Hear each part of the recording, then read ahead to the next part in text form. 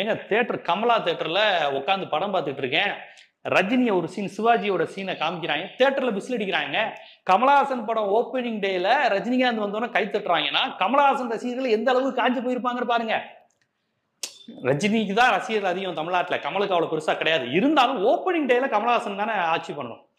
அது கமலஹாசன்லாம் இன்னொரு நடிகரை தான் படத்துல காமிக்கவே மாட்டாரு. படம் அவ்வளவு பலவீனமா இருக்கு. ரஜினி அப்படி கிடையாது.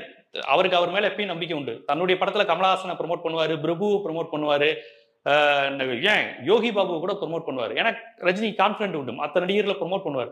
கமலஹாசன் மற்ற நடிகர்களை ப்ரமோட் பண்ணி தன் படத்துல மேக்சிமம் வச்சது கிடையாது. ரஜினி அப்படி கிடையாது. எவ்வளவு உச்சத்துக்கு போனாலும் கமலை ப்ரமோட் பண்ணுவார். கமலஹாசன் தான் என்னோட சிறந்த நடிகர்னு சொல்லுவார்.